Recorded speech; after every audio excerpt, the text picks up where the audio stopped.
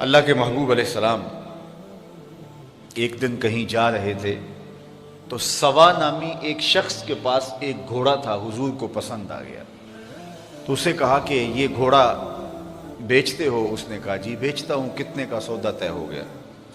فرمایا میں تاجرانہ غرض سے تو نہیں یہاں آیا تھا، اچانک تمہارا گھوڑا مجھے پسند آ گیا تو میں نے خرید لیا، تم رکو میں اس کی قیمت لے کے آتا ہوں۔ حضور گھر گئے تو واپس آنے سے پہلے کسی نے اس کو رکے ہوئے دیکھا تو کہا یہاں ٹھہرے ہو؟ کہا مسلمانوں کے نبی سے اس گھوڑے کا سودا کیا، وہ قیمت لینے گئے۔ کتنے کا سودا؟ اس نے بتایا۔ اس نے کہا مجھ سے زائد پیسے لے لو۔ اس نے کہا میں تو ان سے سودا کر چکا ہوں۔ کہا جب تم نے سودا کیا تھا اس وقت کوئی موقع کا گواہ ہے؟ کہا کوئی نہیں تھا۔ تو کہا مکر جانا، زیادہ پیسوں کے لالچ میں آ گیا۔ اتنے میں حضور تشریف لائے، حضور نے قیمت دینا چاہی تو اس نے کہا میں تو آپ سے سودا ہی کوئی نہیں کیا۔ حضور کہیں کہ تیرا میرا بھی سودا ہوا، وہ صاف مکر گیا، میرا تو آپ کا کوئی سودا ہی نہیں ہوا۔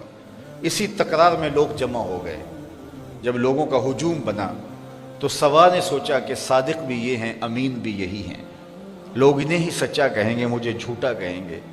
میرا تو خیال تھا انکار کروں گا تو گزر جاؤں گا اور مہنگے داموں بیچ لوں گا، تو یہ تو میں پھنس گیا۔ لیکن اس نے کہا اچھا مجھے آپ بتائیے، جب دو آدمیوں کے مابین یوں نزاع بن جائے تو آپ کی شریعت میں تصفیہ کی صورت کیا ہے؟ تو میرے حضور نے فرمایا کہ میری شریعت تو یہ کہتی ہے کہ جو شخص مدعی ہے وہ گواہ لائے، والیمین علی من انکر، اور جو انکار کرتا ہے وہ قسم دے۔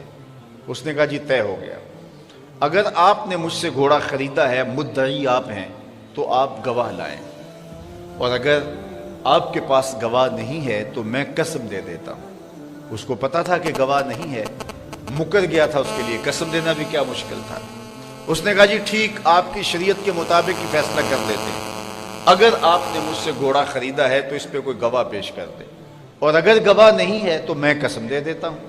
لوگوں کا ہجوم ہے، اتفاق تھا کہ کوئی گواہ نہیں تھا، تو جب اس نے بار بار مطالبہ کیا آپ گواہ لائیں نہیں تو میں قسم دیتا ہوں۔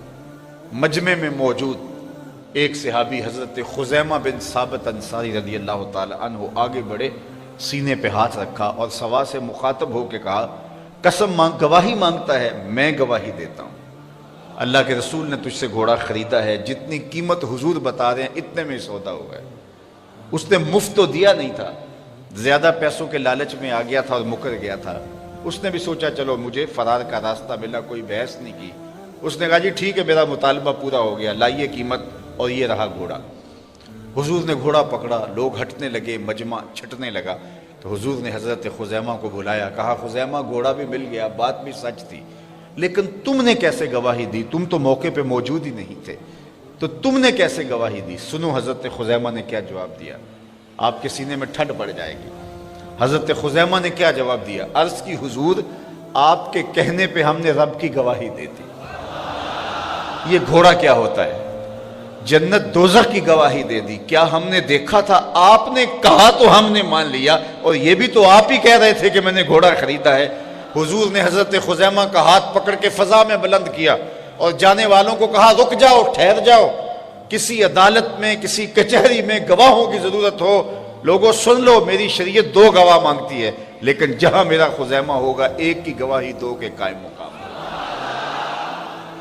تو خدا تک پہنچنے کا راستہ ذات رسالت مآب صلی اللہ